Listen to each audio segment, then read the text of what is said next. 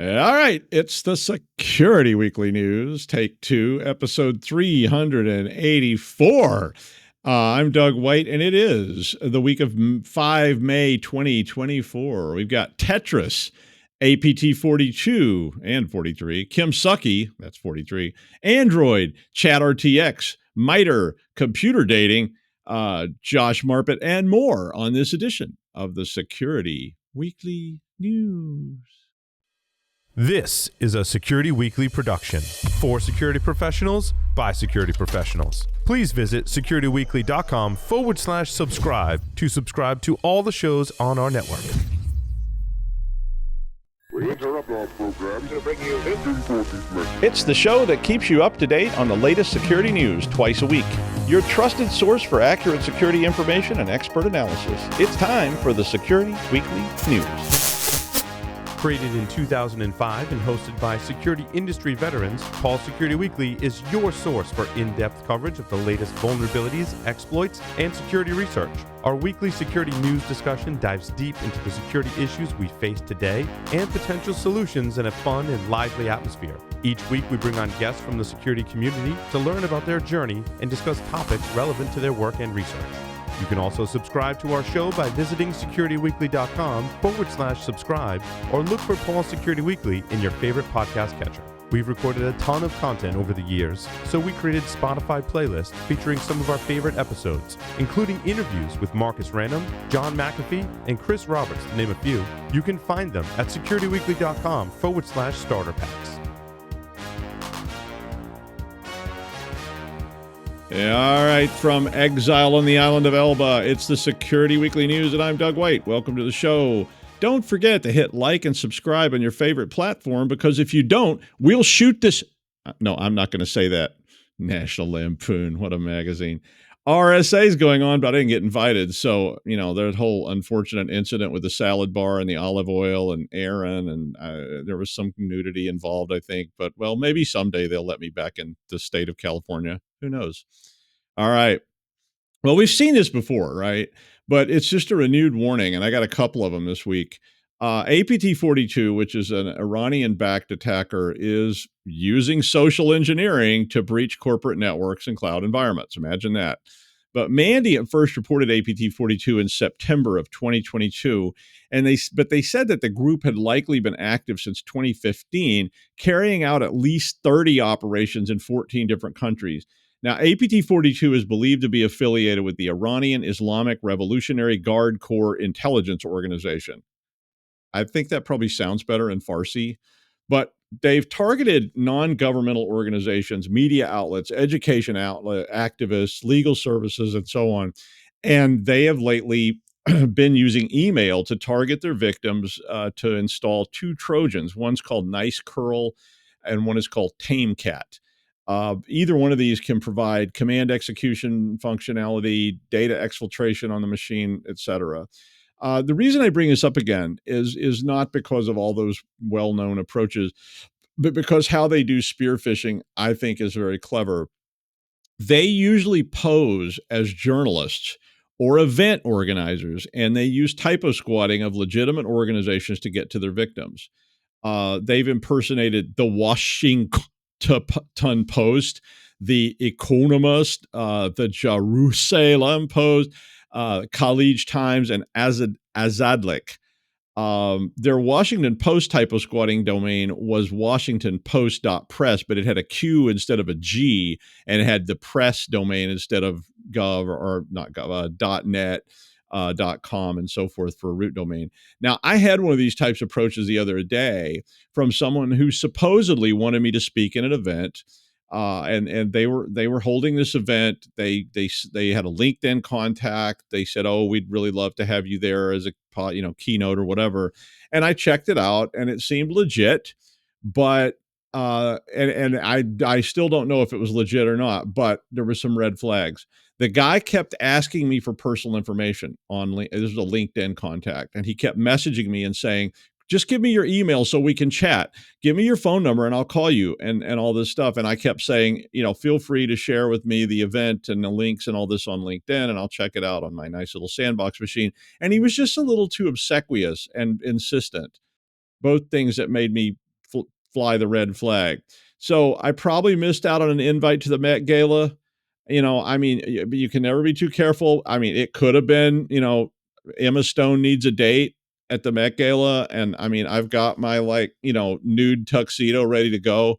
I'm sorry, Emily, if you miss me, and I know she wants to be called Emily now, but if you give them your email, then you get, in this case, APT42, you get a contact that has a link to a document that says, here's the information you need for the event, something that probably all of you have done or seen at some point in time. And sometimes it's a news article, et cetera, et cetera, et cetera, but it always sends you to a fake login page that looks like Google or Microsoft. And it may even be something specific to your company. I never even open these if I think they're legitimate on my actual machine. I open them in sandbox machines because I don't trust anything. But the landing page, in this case, harvests your credentials, imagine that, and it also harvests your multi-factor tokens. So then basically they use those to infiltrate the corporate network using your credentials, and they collect intel from, other network resources like emails and documents. Now, Nice Curl, which is VBS based, is a Trojan that can allow command execution, downloading and executing payloads or data mining. And TameCat is a PowerShell backdoor that can run arbitrary PowerShell code or C# scripts, which basically means they can do anything, right? So yeah, very scary. There is a list in this article of indicators of compromise and Yara rules for Nice Curl and TameCat if you don't have those things in your system already. So you might want to check that out. But remind your people to be paranoid. Everybody is secretly excited when a reporter contacts you. Well, unless you get contacted about reporters all the time, or if you've done something you really wish they weren't contacting you about. But it's really hard to spot typo squatting and these kind of things, and it gets harder all the time. So remind them again and again and again. And if that's not enough, speaking of email spear phishing, our old friend Kimsuky, APT43, is, that little North Korean hacker club that could. And they're back with a new email spoofing attack to run a new spear phishing campaign. The FBI, the U.S. State Department, and the U.S. And the National Security Agency issued a joint advisory on this about Kimsuky. And Kimsuky's famous for spear phishing campaigns. They tend to try to gather intel and such to support North Korea, and they're apparently affiliated with the North Korean Military Reconnaissance General Bureau, which probably sounds better in Korean.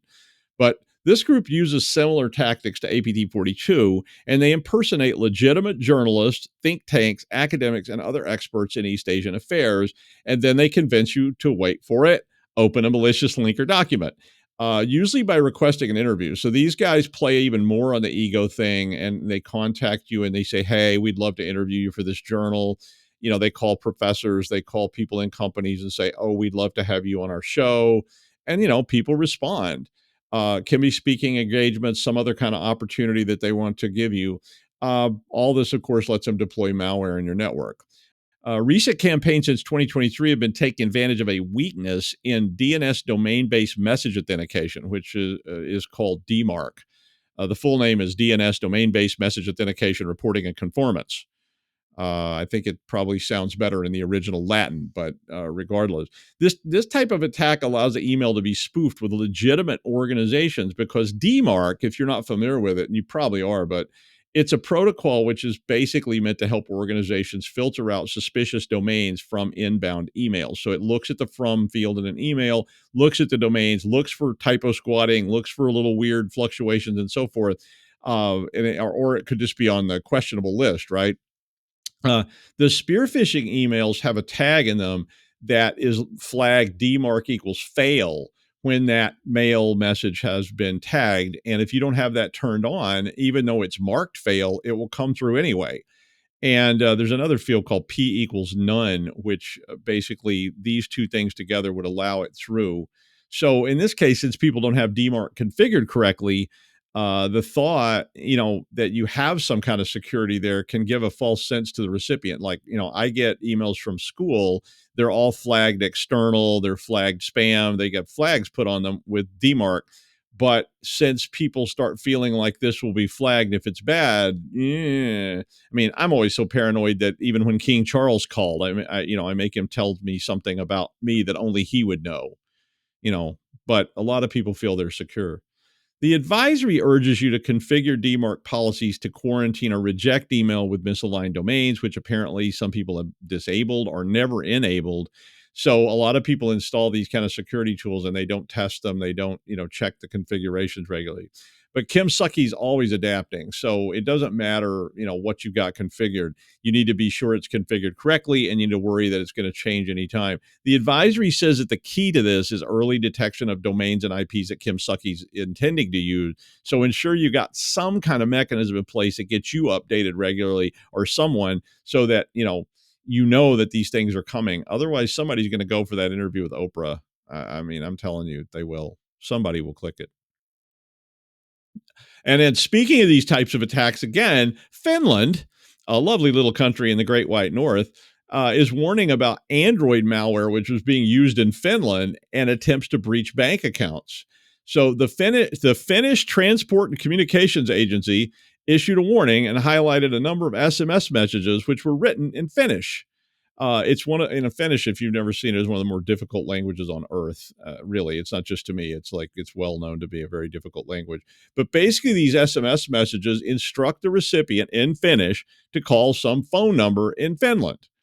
Of course, they look like they came from banks and financials, and so forth. But the person who answers the call will advise you, again, apparently in Finnish, that you should install this McAfee app to protect your device and sends you a link, of course. The SMS messages are from banks, financial services, and so forth, and they have spoofed source addresses. So the numbers look like they're local to you. We're all familiar with that. I got one once that actually had my office phone number on it from the university. And it's pretty clever, though. You think that the call is coming from inside the house. And I had to answer that one and talk to the guy. I was like, wow, somebody's calling on my own office phone number. That's pretty cool. It was a lot of fun. It wasn't from Finland though, which would be a lot more interesting. But anyway, the download you get sent by the call sends you to an APK app, which is outside the Android App Store, and of course, it's malware. So, one of the things I would encourage you to warn people about again is about things like getting you to go outside the app stores are bad enough as it is, right? But when people are trying to link you outside the app store, yeah, you might want to issue some guidance about that so that your people can, understand how am I linking to this and where am I getting these things from? I mean, look, you shouldn't be installing this kind of stuff in the first place. You shouldn't be responding to SMS messages, et cetera, et cetera, et cetera, but people will.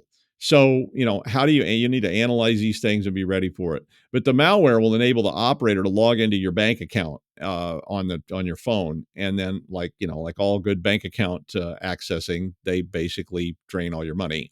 One victim in Finland lost 95,000 euros. This is currently on Android only. Now, one thing I've always suggested to people that want to use online banking, and we all do, whether it's Venmo or who knows what, but if you do want to use this, is to set up a bank account which is just for this purpose. And transfer money into it when you want to make a transaction. I know this is tedious, but it means that if somebody does access your device and they do access those bank accounts or your wallets or whatever's on there, there's not much there. I only have a small account and there's never anything there anyway, so I can't really worry about it. But if you do have money of any amount that you want to protect, that's a good idea. Why am I not scamming all of you right now? Attica. No, I'm not going to start on that. I love Al Pacino, but don't get me started. Like, yeah, it's bad. We have whole Al Pacino days, and it's just, I thought, no, I'm not going to do it. Hoo-ah! No, I'm not going to do that either. We're not going to do Al. We're just going to leave it alone. I know it was you, Fredo, but okay, enough. NVIDIA patched 3 security vulnerabilities in Windows ChatRTX. 2 of those were high severity. Now, if you don't know about ChatRTX, it's a chatbot tool, and it runs as a demo app, which is, problematic in my opinion. But it will basically allow you to personalize a generative pre-trained transformer large language model, which sounds a lot better in Finnish. But this allows a custom chatbot to run locally on your internal devices. The vulnerabilities are all about improper privilege management in the user interface. I mean, that's the actual vulnerabilities, not to mention, cloud stuff. But NVIDIA said that a successful exploit of one of these might lead to information disclosure, escalation of privileges, and data tampering. Basically, ChatRTX is a tool that will allow you to use the AI chatbots, but you don't want to train them with your proprietary information uploaded into some nameless, seething cloud where the AI may decide to tell the whole thing to the next person who asks. Like old Mrs. Marshall, the school counselor who tells everyone at church that you might be worshiping demons since you have that long hair and since you like that band Kiss when you talk to her, and 2 weeks later you're getting packed off to special camp where they're going to try to bring you back to the light. Wait, did I say all that out loud? Yeah, I shouldn't have said that. Sorry. No, that didn't happen to me. No, it didn't. It happened to my friend Mitch, who lives in another town, and you don't know him. Yeah, let's move along.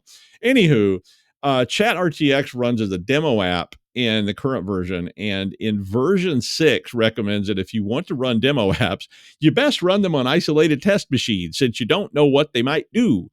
And that's why they're demo apps.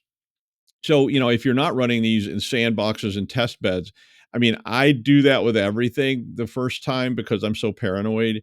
But there's 2 lessons here. Run new things in isolated test environments until you understand what's going on, and monitor them until you really, really understand what they may do. And patch this if you're using it. Yeah, that. Well, MITRE revealed more information about their breach, and they said that the first evidence of the intrusion now points to the 31st of December, 2023. The attack was documented last month by MITRE, and they said that MITRE's Networked Experimentation, Research, and Virtualization Environment, or NERV, which sounds a lot better in Swahili, but it was breached due to exploitation of 2 Ivanti Connect secure zero-day vulnerabilities. Everybody got zapped by this. But the report said that the attacker maneuvered within the research network via VMware infrastructure using a compromised admin account and then used Trojans and web shells to maintain persistence and harvest additional credentials. Well, that sounds pretty typical. The original report said that the attackers had performed recon in the network in January of 2024, but now they think it happened earlier and said the attack dropped a Perl-based web shell called rootrot to gain initial access. So rootrot is embedded into a legitimate connect secure.tcc file and is a product of a Chinese cyber espionage cluster called UNC 5221. They've been linked to all sorts of web shells like Bushwalk, Chainline, Frame Testing, and Lightwire. Now, after the web shell was deployed, the attacker profiled the NERV environment and then connected to multiple ESXi, that's the bare metal hypervisor for VMware, connected to multiple ESXi hosts and got control over the infrastructure. Now, this was just their research network, which is bad enough. But they then loaded a Trojan called Brickstorm, which was written in Golang, and another web shell called bflush. bflush? bflush? Beef flush. I don't know. It's BEFLUSH. Beef lush, I guess. Whatever. But the report said that the attackers executed a ping command to one of the MITRE's corporate domain controllers and then tried to move laterally into the corporate MITRE system, but they failed at that. So lesson here, don't be smug. Everybody's susceptible to attack. And when you do get breached, be brave, share the data, just admit it and tell everybody else so they'll know what's going on. And maybe it will help someone else. And MITRE has been really good about that so far, which is impressive. All right. So I've never used a dating app. I'm come clean, admitting it, telling the whole story. I did find somebody who was willing to put up with my antics, a long time ago. And well, she was drunk, but she did. But I mean, dating apps are popular. And I mean, since the days of Gomer Pyle going down to Fast Freddy's friendly computer dating with punch cards, people have been trying to find ways to use tech to meet other partners. I mean, I presume cave people probably at least had some kind of system in place. Like, you put a handprint in the mud if you're interested in Zog Buns of Steel. I mean, it could happen. But anyway, this report was actually an interview with Zoe McDonald, who's a researcher with the Mozilla Foundation. And the Mozilla Foundation had now put their privacy not included label on 22 of the 25 dating sites. The apps harvest all kinds of stuff like your photos, details about everything that you put in there. which included race, religion, political views, sexual preference, HIV status, weight, what your abs look like. I don't know what you put in dating sites, but you put a lot of stuff in dating sites, right? Some of it might be lies, but 1/4 of the surveyed apps were also collecting metadata from content, and they even stored people's video chats and so forth. So only a single thumbs up came from the Mozilla Foundation from when the team, they said a dating app called Lex was the only one that they actually gave a thumbs up to. Zoe said that the one they thought was the worst was Grindr, since they have a bad history when it comes to user privacy. According to the report, Grindr, Scruff, Growler, Jacked, and OkCupid, which are common sites for gay men, sold the users' data to a digital ad network, who then turned around and sold it to a Catholic group, and that group then used the information to out a priest. Now, there's a lot going on in that sentence, let me tell you. And I don't think we should probably even get into it, but I was like, wait, out a priest? I guess I'm naive. But anyway, the report said that 80% of dating apps say in their, click OK to proceed, that they may share or sell your personal info for advertising. And remember, they sell it and then it gets resold and resold and resold and resold and resold, and you don't know where it's going to end up. They also said there was a lot of targeting of underserved communities and things like that. But they went on and said that a lot of apps, about half, were using AI for screening and all kinds of stuff. In fact, some of those apps apparently have AI detection of lies and all kinds of stuff, which means even more possibility that the AI may share your data with some other AIs. Who knows? I mean, they share it, someone else then has it. You have no rights at all at that point in the United States. I mean, that stuff is out there. So be careful out there on those mean streets, really. Can you believe somebody actually married me? I actually don't. I still think one day she's going to sober up and it'll all be over. It's amazing. But, 30 years later, who knows? All right. I don't know where I fall on this one. This one got me going, but I don't know how I feel about it. I mean, I have a long since before many of you were born been an advocate of task-oriented assessment of work, rather than were you here at 8 a.m. on the dot, Cratchit? I will dock your pay by 3 shillings since you're a minute late. I used to work for that guy. They'd notice you coming in, say you walked a little too slowly from the front to the back, and they'd dock your pay 50 cents. Yeah, it was fun when you were making $1.10 an hour. I mean, I remember people in the office ducking out at like 15:30 to go pick up their kid, that kind of thing, and somebody getting written up for it and all this sort of stuff. I mean, when I ran the programming group, I made it task oriented. I was like, I don't care. You can go home as long as you get all the tasks we had set up for this week done. When there's green lights on everything, I don't care. What a firestorm that started with the old men on the 5th floor, and they were all old men. They did not like that any more than they like long-haired hippie commie pukes with tattoos worshiping Satan on those extended bathroom breaks they keep taking. I mean, what's next? People showing up to run the network cable under the floor in work clothes? I won't hear of it. No. A coat and tie is required at all times, even if you're crawling under the floor, fighting off rats to find a bad cable. If we catch you without a necktie on, you will have to go to motivational training about your attitude. You think I'm making this up, don't you? I'm not. It really happened. I got so angry because I got written up and had to go to the punitive motivational training meetings because I was not wearing a necktie while I was putting cables under the floor. I had to attend that meeting, and then they ended up sending me to anger management training because I told the motivational guy that I was about to motivate my foot up his ass if he read one more saccharine poem about achieving your goals. Higher esteem. And he gave me like a tape about how I had low self-esteem or something like that. And I was like, I don't have low self-esteem. I'm a programmer. But anger management got me even angrier since, none of my damn work got done while I was in these stupid things. And I still had to get that done. And the first law of thermodynamics does apply to work. And I didn't give a sweet damn about motivational seminars and anger management. If you just leave me the hell alone, I would get more work done. I miss Sam Kinison. I wish I could do his voice, but then I would start coughing. Or maybe that's Bobcat Goldthwait, but you remember Sam Kinison? Yeah, if you haven't seen him, check him out on YouTube. He's pretty funny. He's dead now. But anyway, the pandemic kind of changed a lot of this. And companies had to let people work from home or, lay them off. And I mean, all of a sudden there were questions being asked at the highest levels. Are they taking off their neckties at home, Higgins? What would Lord Greystone think? I mean, well, after the pandemic, a lot of people as ever started trying to turn back the clock, and Lord Greystone called in from Bermuda and said, "Are people actually working from home and not wearing neckties?" And you can't put the gin back in the bottle. But it seems like a lot of people are trying, and that has made a lot of other people as mad as hell, and they're not going to take it anymore. Who am I, Patty Chayefsky? I mean, say you take a job and you live in Clinton, New Jersey, and the job is in Manhattan.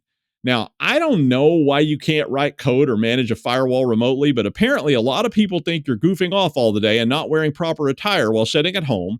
And they started pushing to get everybody back in the office. And they didn't just push, they came in with missives. You will return to the office, and you will return now at 8 a.m. sharp on Monday morning, or you will be fired. Now, after 2 years of fighting these return to office mandates, a lot of people are starting to sue companies. I mean, what if instead of Clinton, New Jersey, you work for Manhattan, Kansas, and you've been there for 3 years? There is a Manhattan, Kansas, if you're not familiar. I almost took a job there once. I was like, wow, in Manhattan, that'd be cool. And then it wasn't. But sorry, Manhattan, Kansas. You're a nice place, and some people really like it. But you can't commute from Manhattan, Kansas to Manhattan, New York. It just doesn't work that way. One of the lawsuits that was filed by someone who had congenital heart disease and severe anxiety was fired immediately for refusing to turn to the office, regardless of the fact they had all these doctor notices saying they could do their job perfectly well from home, but probably not in a cubicle somewhere. He's suing in Connecticut. So more and more companies are basically saying, come back to your cubicle or you're fired. I mean, some jobs you got to be there, right? I can't run network cable in the Bronx if I live in South Carolina. It's just not going to happen. But I can sure write a code in Augsburg, Germany, and commit it to the office in Brisbane just fine. No problem. Unless some old man decides, we've all got to be here pulling together with our neckties on, the way it used to be. But I guess my point is, maybe you should think more about these mandates before you just pass some outrageous policy. Are you helping or hurting? Are you helping yourself or are you hurting yourself? You may start losing employees by doing this, or you may get sued. But maybe you need to. I'm just asking you to think about it. I mean, is this because you really want the old ways back when Cratchit was on his stool all day? I mean, things are lost on each side of this, but if I can track my coders' production by task, I honestly don't care if they're here or they're in Zimbabwe. And that guy, Roger, he smells really bad. And Adrian with the car and the Axe body spray, please, I'd rather he was at home doing whatever it is he does. So I don't know what's best, and I don't know what's best for you, and I'm not going to tell you what it is. But think carefully before you start mandating these things, because that's how we did it and we liked it. So now please put your necktie back on before somebody catches you, and I wouldn't want to have to write you up, and get back in there. All you women who want a man of the street and don't know which way you want to turn, just keep a coming and put your hand out to Josh Marpet, because he's likely the one who's going to make you burn. Hi, Josh. I don't even know what to say to that, but I will tell you, to expand on your last story, return to office mandates are often driven by commercial real estate that they own, that they want full, because they have massive, massive notes on that real estate. The commercial real estate vacancy percentage in most states right now is out in San Francisco and Philadelphia and New York, 30% vacancy. They literally can't sustain the buildings. That's why they're talking about turning them into residential. So no, I know. I'm like, I know, I get it. I mean, I understand. I'm like, do it for the right reason or don't do it. It sucks. And you lose good employees that way, because guess who you lose when you do stuff like this? You lose your good employees. Yep. The ones like me that are terrible are just going to stick around. They'll say, yeah, sure, I'll come back in the office. I'll goof off there all day and talk to people at the water cooler. Cool. Right. No, I know recruiters that as soon as they hear a return to office mandate, they're like, I'm going to go recruit from them and I'm going to steal their best engineers. Yep. And they do. Absolutely. They do it with faculty too. The minute the university started going, no more online. You must be in a classroom. Guess what? Recruiters started calling and saying, hey, would you like a job here? Because they're much more flexible for people's needs. Nice. Okay, so let's talk about something that's totally relevant to return to office, which is OpenAI and AI in general. Okay. But it's interesting because it's another legal issue. If you build an AI, you need training data. You need data to make the answers relevant and to make the answers correct from the AI that you've built. Okay, that makes total sense. That's fine. That's cool. That's no problem. That's easy. There's data all over the internet.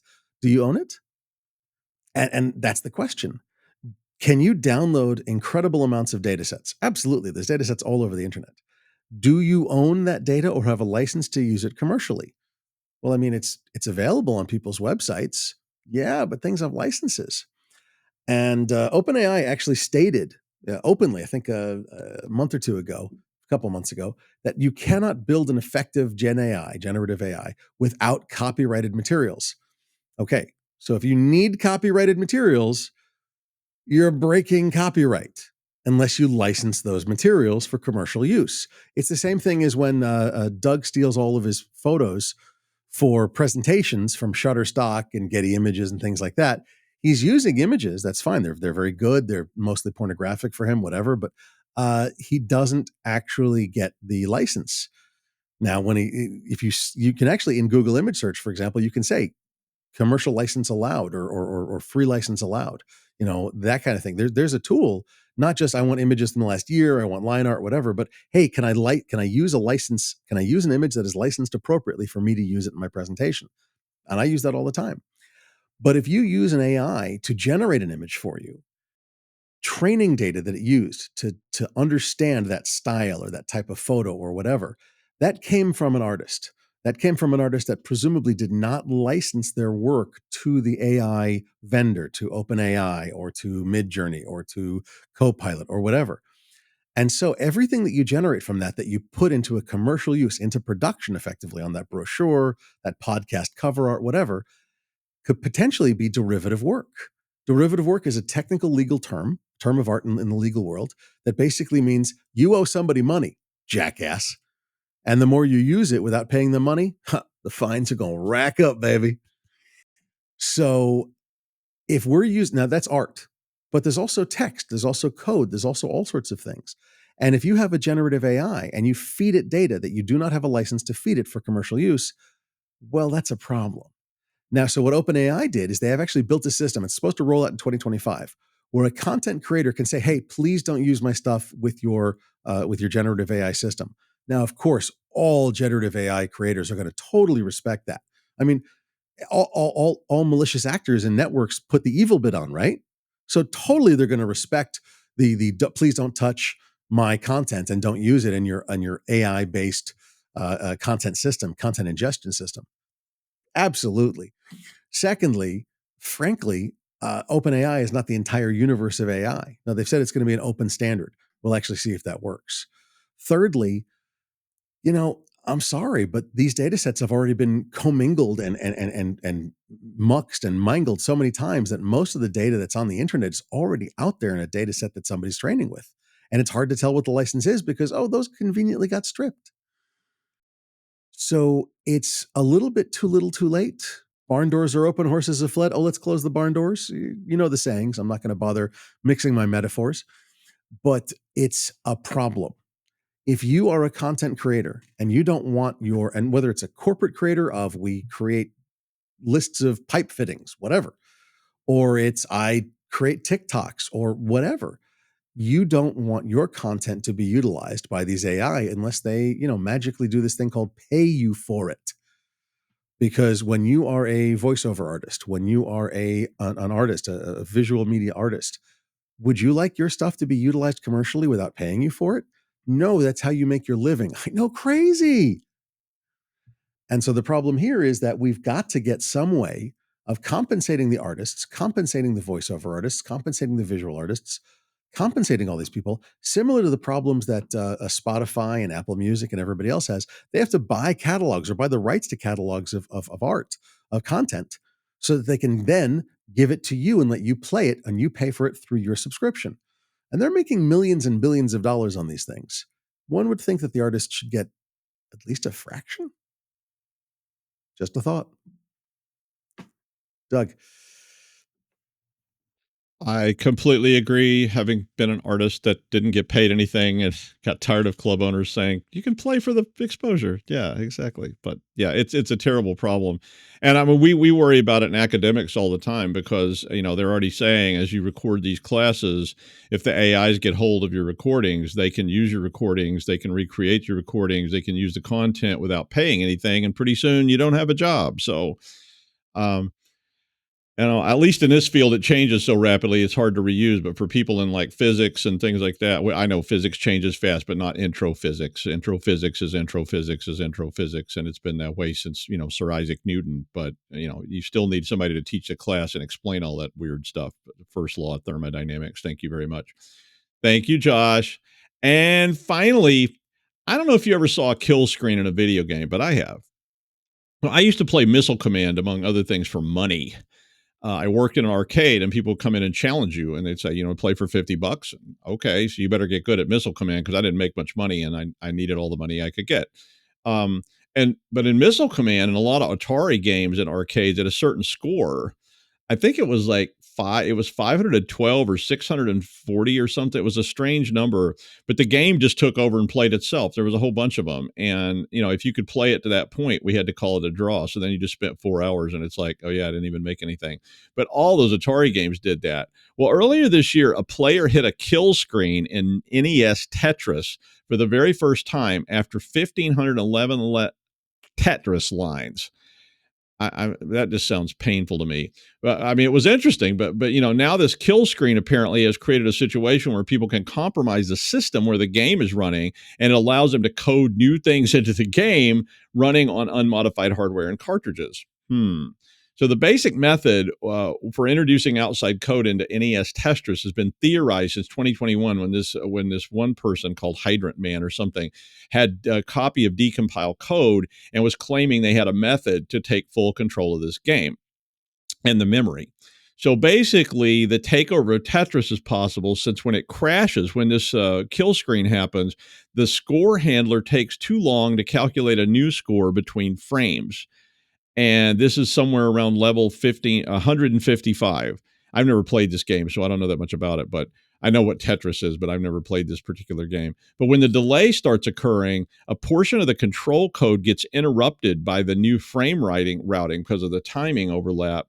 And basically, they could cause it to jump to an unintended RAM address, which would allow a new instruction to be inserted. Aha. So now you can actually embed stuff and probably cheats into the game. So unlike all those old Atari arcade games, which basically just started playing themselves forever, it is a kind of kill screen. But you couldn't really hack those old arcade games, since there was a guy named Don who was standing over there by the door, and he was watching you and would break your arm with a mag light full of pennies if he thought you were cheating. I actually saw that happen one time. Literally smashed the guy's hands. He was cheating on a pinball machine, and it was just like, oh, that's gruesome. I had to clean the blood off the glass. It was gross. Anyway, I will next be live at the Fairmount in Dallas, Texas on the 21st to 22nd of this month. And that's at the Millennium Alliance CISO meeting. If you're going to be there or you want to go, be sure and check it out and say hi and buy me a free drink, because they have free drinks. So, how hard is that? Anyway, from the island of Elba, that is the news. Thank you, Josh Marpet, and I will see you Friday on the Security Weekly News.